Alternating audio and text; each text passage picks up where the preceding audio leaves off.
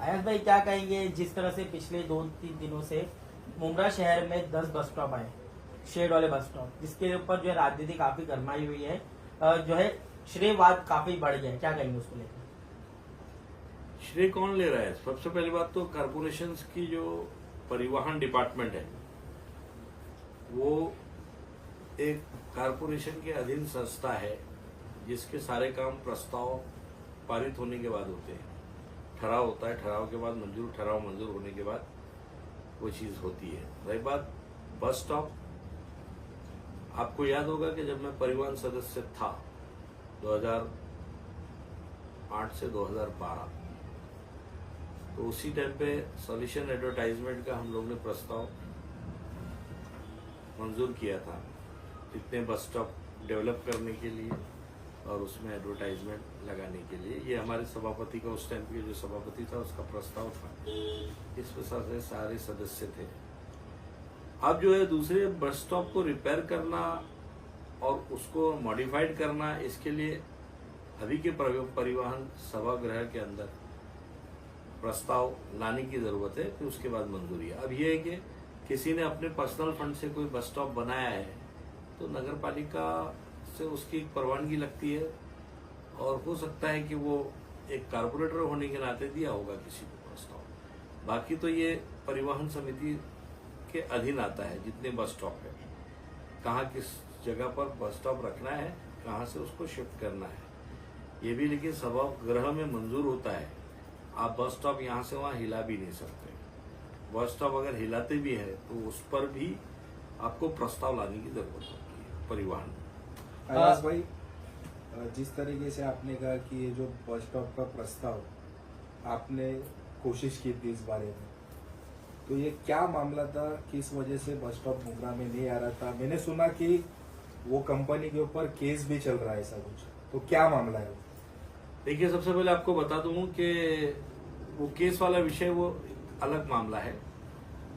हम लोग परिवहन समिति के सदस्य होने के नाते अगर कोई अच्छा प्रस्ताव आता है तो हर सदस्य का काम है उसके ऊपर मंजूरी देना, और उस वक्त सबसे बड़ी जिम्मेदारी उस वक्त के सभापति की होनी चाहिए। सभापति का काम है हर विषय पर, जो अच्छा विषय है, पब्लिक के लिए हित वाला है, तो उस पर वो मंजूरी देगा। अगर हित वाला नहीं है तो वो नामंजूर कर देते हैं। तो अब रही बात, आपको मैं क्लियर जानकारी दे दे रहा हूं कि तब से लेके 2008 के बाद से लेकर जितनी भी बसेस हैं, मुझे नया रूट्स तो अभी तक दिखाई नहीं दिया। जो मैंने शुरू किया है, जितनी बसेस है वही देख रहा हूं मैं मुंब्रा कौसा में। उस वक्त जो परिवहन समिति में मैंने जो बसेस शुरू की थी, मुंब्रा से लेके लोडा हेवन की बस वो चली रही है। मुंब्रा से शिल फाटा जो एक्सटेंड हो गई, कल्याण फाटा हुई, वो मैंने ही चालू किया था। इस टाइम पे लोगों को मैं देखता था कि मुंब्रा स्टेशन से बाहर लोग आते और रिक्शे के लिए परेशान होते। शाम के टाइम पे पब्लिक इतनी परेशान होती थी, रिक्शे के लिए ढूंढती थी, रिक्शे मिलते नहीं थे। और जो कुछ रिक्शे हो तो साइड में बैठे रहते थे बंद करके, लोगों को जाने के लिए पैदल लोग चलते थे कौसा तक जाने के लिए। वो देखकर मैंने परिवहन में प्रस्ताव रखा कि इमरजेंसी में बस चालू करिए, कोई भी हालत में एक ऐसी बस होनी चाहिए जो रेगुलर हमारे जो पैसेंजर्स है उनको लेके जा सके, जो रिक्शे वाले नहीं ले जा रहे। तो उस वक्त मेरे प्रस्ताव पर मुंब्रा शिलफाटा सभापति ने शुरू किया, वो हमने ओपनिंग किया था, उसको बाद में एक्सटेंड करके मुंब्रा कल्याण फाटा किया गया। तो ये बस, उसके बाद हमने मीरा भाईंदर के लोगों को देखा कि यहाँ से ठाना जाना पड़ता है, ठाना स्टेशन से उतर कर फिर बस पकड़ के मीरा रोड जाना पड़ता है। तो इसलिए हमने मीरा भाईंदर के लिए का प्रस्ताव रखा। उस टाइम में हमारे सभापति थे, अभी ऑफ हो गए जस्ट थोड़ा दिन पहले, बबन साहब। बबन हमारे खास दोस्तों में भी थे और वो शिवसेना के विभाग प्रमुख थे उस टाइम पे, उस सभापति थे उस टाइम पे। तो हमने यहाँ पर बहुत बड़ा प्रोग्राम पुलिस स्टेशन के पास रखा था और बेहतरीन तरीके से उद्घाटन भी किया, और आज भी वो बस चल रही है। इसके अलावा मैंने मुलुंड का भी प्रस्ताव रखा था, पनवेल का भी प्रस्ताव रखा, पनवेल की भी बस चालू। इसके अलावा नवी मुंबई की बस की मैंने मांग रखी थी, लेकिन ठाणे महानगर पालिका उसको टालमटाल कर रही थी। तो मैं अपने ही डिपार्टमेंट के खिलाफ भूख हड़ताल पे बैठा था उस वक्त, और उसका नतीजा ये हुआ कि गणेश नाइक साहब ने मुझे, उस वक्त मंत्री थे, पालक मंत्री थे, उन्होंने फौरन उस प्रस्ताव को नवी मुंबई में मंजूर किया और वो नवी मुंबई से बस का उद्घाटन भी हमने यहाँ पर किया था फायर ब्रिगेड पर, और वो आज भी बस चल रही है और उसके अलावा वो रूट बढ़ गया। तो आज तक जो मैंने जितनी बसें शुरू की, इसके अलावा आप कोई बता दे कि कोई नई बस शुरू हुई है परिवहन में। पद ले लेना आसान है, पद पर काम करना बहुत मुश्किल है। अब पद पे काम करने के लिए पाठ पुरावे की जरूरत होती है, सभागृह में बोलने की ताकत होनी चाहिए, सभागृह में विषय को उठाने की ताकत होनी चाहिए, सबसे पहले अभ्यास करने की ताकत होनी चाहिए, हमारे प्रस्ताव को मराठी में बोलने की ताकत होनी चाहिए। सभागृह के अंदर जब आप मेजोरिटी में न रहकर भी अपना काम करा के लाते तो आपकी काबिलियत है। मेजोरिटी में अगर सत्ता में रह के लाना तो बहुत आसान है। हम उस टाइम पे सत्ता में नहीं थे, सत्ता सेना की थी, शिवसेना की थी। उसके बाद मैंने जितनी काम करके लाए हैं, ये उस टाइम पे अपोजिशन में रह के मैंने लाया है। अब सत्ता में रहकर लाके बता दीजिए आप, मैं तो चैलेंज करता हूँ। और वो केस का क्या नाम है? अयाज भाई, आपने जिस तरह बताया कि किस तरह प्रस्ताव लाया गया, किस तरह प्रस्ताव पास किया गया, पर मुमरा में समस्या बनी थी। अब जाके मुमरा में कई बस स्टॉप मिल रहे, तो उस पर इतनी राजनीति क्यों खेली जा रही है? नहीं, उस वक्त मुमरा में सारे बस स्टॉप थे। शेड वाले बस स्टॉप ने सुनिए मेरी बात, बस स्टॉप थे। बस ये कि जब रोड वाइंडिंग हुई उस टाइम पे काफी बस स्टॉप निकाले गए। तो ये महानगर पालिका की निष्क्रियता है और हमारी जनता इस पर बोलती क्यों नहीं कि अगर बस स्टॉप निकाल दिया गया है तो उस पर आवाज उठाना चाहिए कि बस स्टॉप क्यों निकाला गया। बस स्टॉप तो थे पहले से, बस स्टॉप को निकाला गया वाइंडिंग में। तो जब वाइंडिंग में बस स्टॉप के निकाले गए तो बस स्टॉप को निकाल के वापस फिर लगाना चाहिए था। अगर मुमरा शहर में कई अच्छे बस स्टॉप आ रहे, बस स्टॉप दिए गए, शेड वाले बस स्टॉप, तो इस पर राजनीति क्यों खेली जा रही है? बस स्टॉप की राजनीति क्यों हो रही? कोई मेरे प्रस्ताव पे आया, मेरे प्रस्ताव पे आया, आखिर आप इतने। ऐसा कुछ नहीं है। बस स्टॉप के विषय पे आपको राजनीति करने की जरूरत नहीं है। वो पब्लिक की रुकने की जगह है, वहां से बस पकड़ने की जगह है। अगर किसी ने अपने पर्सनल निधि से कोई बस स्टॉप का सुशोभीकरण किया है तो कोई बहुत बड़ा इश्यू नहीं है, आप भी कर सकते हो। प्रस्ताव डालिए, महापालिका से बात करिए, परिवहन में आप अपना प्रस्ताव रखिए, परिवहन आपको मंजूरी देगी तो आप भी कर सकते हो। एक पार्टी द्वारा ये कहा जा रहा है कि हमने हमारे लेटर के जरिए मुमरा शहर में जो है शेड वाले बस स्टॉप दिए, उसको ले क्या करेंगे? देखिए, अभी आपको सबसे पहले एक बात बता दे रहा हूँ, पत्र दे देना काम की सनद नहीं है। पत्र देना आपकी मांग है, मंजूरी नहीं है। या पत्र देने के बाद उस प्रस्ताव को वहां के सदस्य उस वक्त उठाने चाहिए, और अगर सदस्य उस वक्त अगर निष्क्रिय है, सदस्य पद पर नहीं है, जैसे भी आजकल महानगर पालिका के जितने भी नगर सेवक हैं और सदस्य हैं वो पद पर नहीं है। अब जो है इसके अधिकार सिर्फ प्रशासन को है। तो प्रशासकीय जो अधिकारी है, जो व्यवस्थापक होगा परिवहन का, वो व्यवस्थापक का अधिकार है कि वो किस तरीके से वो प्रस्ताव को मंजूर करता है या नहीं करता है। उसको भी प्रस्ताव मंजूर करके कमिश्नर के पास भेजना होगा। और कहीं ना कहीं जो 5 बस स्टॉप शहर में भी लगाए गए, उसके ऊपर फोटो लगाए गए राजनीतिक नेताओं के, उसको लेकर भी घमासान चालू, उसको लेकर क्या करेंगे? देखिए, उसकी मुझे जानकारी लेनी पड़ेगी कि वो अधिकृत है या नहीं है, परिवहन के अंदर से उसकी परवानगी है या नहीं है। बस स्टॉप की परवानगी, बस स्टॉप पे डिस्प्ले है, वो डिस्प्ले अथराइज है क्या अनअथराइज है, ये अभी आपको हमारे कमिश्नर को पूछना चाहिए या फिर परिवहन का जो अभी रनिंग व्यवस्थापक है उससे आप सवाल पूछिए, तो आपको क्लियरिटी आ जाएगी कि वो अधिकृत है या अनधिकृत है। जिस तरह शहर में एक जो खास जगह है बस स्टॉप, वहाँ जरूर चाहिए मुमरा एम गेट के पास। आप देखते होंगे कि कई लाइन लंबी लगी रहती है, रिक्शे वाले का तो आप जानते हैं यहाँ पर अपनी मनमानी से करते, पर जब बस स्टॉप की बात आती है तो वहाँ पर कोई बस स्टॉप अभी तक शेड वाला नहीं है। आप देख सकते हैं ब्रिज के नीचे पैसेंजर खड़े रहते हैं बस का इंतजार करते हुए। तो वहाँ पर कब आना चाहिए बस स्टॉप, कब राजनेता जागेंगे वहाँ के बस स्टॉप के लिए? अरे आपको शायद याद नहीं होगा कि कई बार वहां उद्घाटन हो चुके हैं बस स्टॉप के, और बस तो पुरानी बसें से उसी को शुरू करके बताया गया कि नई बसें हम शुरू कर रहे हैं। तो आज तक वो बस तो कहीं आपने देखा, आपने खुद ही सवाल कर लिया मुझसे कि वहां पर बस रहती नहीं है, लोग पैसेंजर्स खड़े रहते हैं रिक्शा के लिए। तो अब ये उनसे पूछिए जिन्होंने उद्घाटन किया था उस जगह पर कि बसेस कहाँ है वो। हमने जितनी बसेस उद्घाटन किए, जितने मेरे कार्यकाल में उद्घाटन हुए, आप एक बस बता दीजिए बंद हो गई हो। जितनी मैंने शुरू किया है परिवहन के अंदर, वो सारी बसेस आज भी चल रही है। और मैंने सब नई बसेस, आपको पता है जिस टाइम पे मैं परिवहन सदस्य बना था 2008 में, तो सब सड़ी गली बसेस थी यहाँ पर। सब new semi floor, low floor buses यहाँ लाने वाला मैं ही हूँ। सब बसेस सब चेंज किया था मैंने, इस रूट पर सब बसेस नहीं डाला था। तो मेरा एक सवाल है कि जब रोड वाइडनिंग हुई थी तो उस समय तो कुछ बजट भी निकला रहेगा कि नए बस स्टॉप आने चाहिए, तो उस तरीके से ठाणे महानगर पालिका ने अगर बजट निकाला होगा तो वो बस स्टॉप आए नहीं, पर अभी राजनेताओं द्वारा दावा कर वो बस स्टॉप लाए जा रहे, पर वो नागरिक कट्टा का उल्लेख आ रहा है उसमें। तो अगर ये बस स्टॉप है या नागरिक कट्टा है? यही तो मैंने आपको सवाल पूछा, आप ये व्यवस्थापक से पूछिए।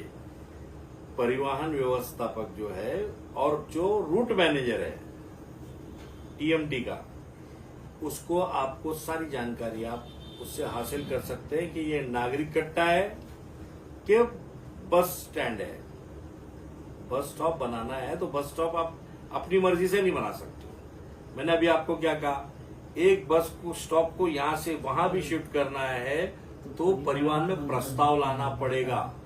प्रस्ताव में वो मंजूरी लेकर ही करना होगा व्यवस्थापक को। वैसे ही देखा जाएगी तो ये और अभी मुंब्रा पुलिस स्टेशन का इधर की उदाहरण ले लेते हैं। हाँ, डॉक्टर बाबा साहेब अम्बेडकर का जो चौक है उसके पहले एक बस स्टॉप है और उसके आगे जाकर एक नया बस स्टॉप बना है, तो ये क्या है नारायण नगर का? वो बस स्टॉप नहीं होगा, इतने फासले पर दूसरा बस स्टॉप नहीं आता है।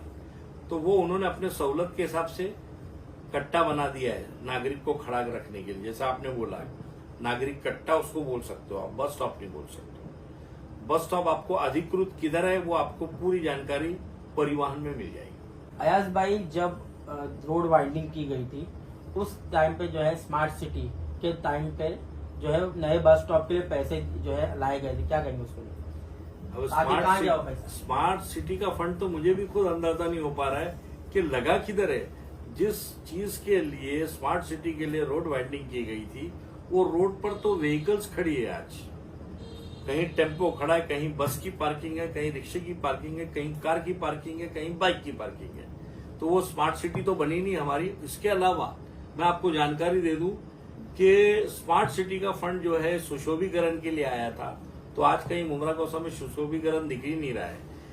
ये जो बसेस हैं इसको मॉडर्न इक्विपमेंट लगाकर हमको दिखाने की, अच्छे बस स्टॉप बनाने की पेशकश थी। कलवा में आप देखिए कितने अच्छे बस स्टॉप बने हैं, मुंब्रा में कहाँ है वो बस स्टॉप? आखिर सौतेला व्यवहार क्यों किया जा रहा है कि कलवा में अच्छे बस स्टॉप है, मुंब्रा में ऐसे नहीं दिए गए? ये आप उनसे पूछिए जो कुर्सी पर बैठे हुए। ये मेरा काम नहीं है, मेरा काम है बताना कि कलवा में देखिए अच्छे बस स्टॉप है, मुंब्रा में अच्छी बस स्टॉप नहीं है। मैं माजी सदस्य हूँ और ये परिवहन सदस्य का भी काम नहीं है, ये उससे ऊपर उठकर काम है।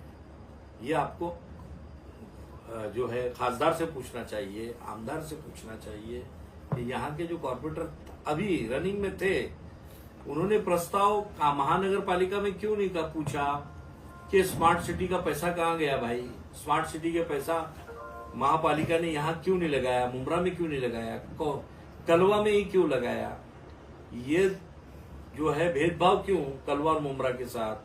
कलवा को एक अलग न्याय दिया जा रहा है, मुंब्रा को अलग न्याय दिया जा रहा है।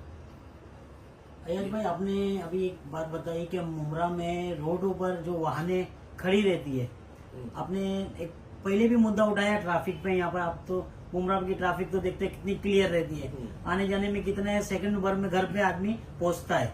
तो अब यहाँ पे नया बोर्ड लगाया गया नो पार्किंग का। कहाँ लगाया गया? आपने देखा होगा नो पार्किंग के कई बोर्ड लगे, पर पार्किंग के मैंने इश्यू उठाया अभी पिछले इंटरव्यू में। मैंने कहा कि जब नो पार्किंग जोन आपने डिक्लेयर नहीं किया, अभी पिछले इंटरव्यू में मैंने अभी एक महीना भी नहीं हुआ है, मैंने ये ऑब्जेक्शन लिया था कि टोचन करने का अधिकार महापालिका हो चाहे ट्रैफिक विभाग है, इनको तब तक नहीं है जब तक कि आप पे एंड पार्किंग का एरिया डिक्लेयर नहीं करते। एक और कहाँ नो पार्किंग के बोर्ड आपने लगाए हैं क्या? आप पहले ये तो क्लियर कीजिए नहीं लगाए कि हैं। पार्किंग और कहीं- नो पार्किंग कहाँ है? नो पार्किंग के बोर्ड लगे हैं, पर पार्किंग के कई बोर्ड नहीं लगे हुए। हाँ, तो इसी नो- पे काफी विवाद हरदम होते रहता है, सड़कों पर मारामारी तक हो तो जाती है। हमारे इस पर। जनप्रतिनिधि सोए हुए हैं क्या? वो क्यों नहीं बोल रहे हैं कि नो पार्किंग का बोर्ड लगाए? पार्किंग का बोर्ड क्यों नहीं लगाए? मीटिंग तो हुई थी, कहाँ हुई?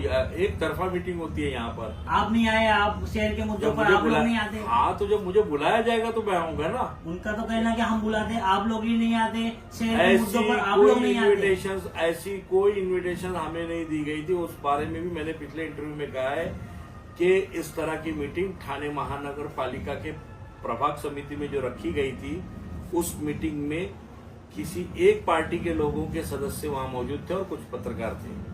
इसके अलावा कोई दूसरी पार्टी का एक भी सदस्य वहां मौजूद नहीं था।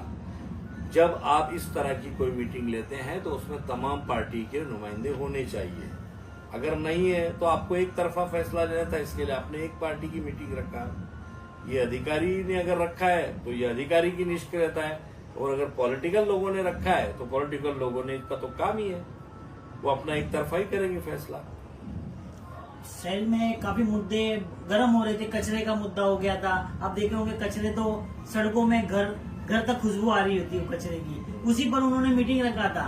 तो आपकी पार्टी क्यों नहीं करती है, सब मुद्दों को क्यों नहीं उजागर करती है? हमारी पार्टी के एजेंडे पे हमने पिछले इंटरव्यू में ही क्लियर कर दिया कि ये क्रिस्टल लाने वाले कौन, क्रिस्टल सिर्फ मुमरा में क्यों, बाकी जगह पे क्यों नहीं? पूरे ठाणे जिले में क्रिस्टल का काम होना चाहिए ना। कॉन्ट्रैक्ट दे दो। जब हमारे लोग, हमारे यहाँ के जो रहवासी है वो बेरोजगार हो रहे हैं, दूसरों को बुला के रोजगार दिया जा रहा है। महापालिका अपनी वैकेंसी निकाले, सफाई कामगार के लोगों से काम कराए। हमें क्या जरूरत है किसी दूसरी संस्था को बुला के अपने शहर की साफ सफाई कराने की? अयाज भाई, कलवा में कचरे रोड पे दिखते नहीं है, सिर्फ मुमरा में ही रोड पे कचरे दिखते हैं। अरे उसके बाद प्राइवेटाइज किया गया। प्राइवेटाइज करने के बाद अगर कचरा रोड पे दिख रहा है, ये शर्मनाक बात है। आप पूरे ठाणे जिले की जिम्मेदारी न छोड़कर सिर्फ मुमरा को अगर प्राइवेटाइज करने के बाद, उसके बाद भी अगर कचरा रोड पर दिख रहा है तो ये निष्क्रियता नहीं तो और क्या है? जब टिप्स थाना और कलवा का कचरा भिवंडी में डम हो रहा है, मुमरा के कचरे को जगह नहीं दी जा रही है, सिर्फ ये बताया जा रहा है कि हमारे पास डंपिंग नहीं है। तो थाना और कलवा का कचरे को क्यों डंपिंग की इजाजत दी जा रही है? इसमें क्यों व्यवहार किया है? देखिए, ये काम था हमारे नगर पालिका के जितने सदस्य थे, इनको अपनी डंपिंग ग्राउंड कंफर्म करना चाहिए था कि कहाँ पर हमारा कचरा डंप होगा, कैसा हमारा सिस्टम होगा, स्मार्ट सिटी के अंदर हमारे मुमरा का क्या रोल होगा। ये हमारे इस वक्त के जो नगर सेवक, अब जिनका कार्यकाल खत्म हो गया, ये उनका काम था। क्यों नहीं पूछा उन्होंने जनता का एक सवाल? आज डंपिंग का प्रश्न आ रहा है, इतने कचरे रोड पे पड़े हुए, तो माजी नगर सेवक आवाज क्यों नहीं उठा रहे हैं? क्या उनको नगर सेवक रहने के बाद के वक्त ही अधिकार है कि कचरा उठाने का? माजी नगर सेवक होने के बाद क्या इतनी धमक नहीं है अधिकारी पे कि वो अपने कचरा उठवा सके? आज सिर्फ इलेक्शन का फंड लेना है या पैसे कमाने के लिए नगर सेवक बनना है, इन लोगों को काम नहीं करना है। अरे नगर सेवक आप आगे चुन के कैसे आओगे जब जनता के प्रश्न ही आप हल नहीं कर पा रहे हो? अभी ये इतने पीरियड में जो नगर सेवक नहीं है, तो मैं तो एक नगर सेवक को भी क्रियाशील नहीं देख रहा हूँ। क्यों ऐसा?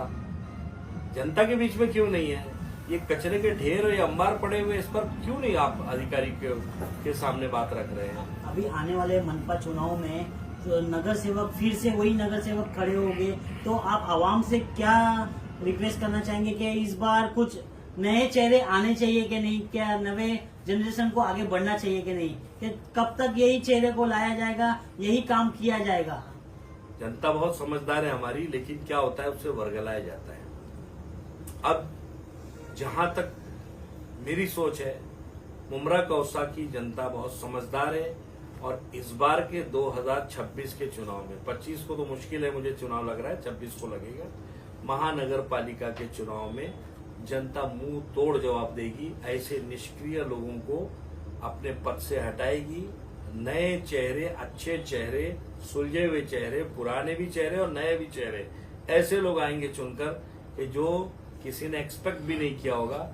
पब्लिक बहुत आजमा चुकी है, अब आजमाने के मूड में नहीं है। अब वो नए एक इनकलाब लाने के मूड में है और इंशाल्लाह मैं देख रहा हूं कि जो रुझान पब्लिक के बीच में आ रहा है उसमें देखते हुए बहुत नए चेहरे चुन के आएंगे और पुराने भी वो चेहरे आएंगे जिन्होंने काम किया है अच्छे। तो इंशाल्लाह हम इस बार के इलेक्शन में जी तोड़ मेहनत करेंगे, खुद भी आएंगे चुनकर और दूसरों को भी लाएंगे चुनकर। आयाज भाई, क्या आप ये मनपा चुनाव में नगर सेवक के इलेक्शन में खड़े होने वाले हैं? बिल्कुल खड़े रहूंगा, क्योंकि वजह यह है कि हम जब स्वीकृत रह के इतना काम कर सकते हैं तो आप जिस पार्टी के उम्मीदवार बनेंगे और लड़ेंगे तो उस पार्टी के लिए न्याय का रास्ता खोलेंगे, जनता की आवाज को महानगर पालिका में उठाएंगे और पुरजोर ढंग से उठाएंगे, क्योंकि वहां पर ऐसा आदमी चाहिए नगर पालिका में जो मराठी भी बोल सके, मराठी समझ सके, अभ्यास कर सके, जनता के मसले मसाइल को समझे और जनता की आवाज को वहां पर बुलंद करे। चलिए, अगर आपको मराठी नहीं भी आती, आप हिंदी में बोलिए तो महापालिका में सिर्फ लिफाफे के लिए जाते हो, बोलने के लिए नहीं जाते हो। कब तक चलेगा ऐसा? ये जनता की आवाज है, ये आपको उठानी पड़ेगी वहां पर। अगर नहीं उठाओगे तो ये जनता है, ये आपको बदल देगी।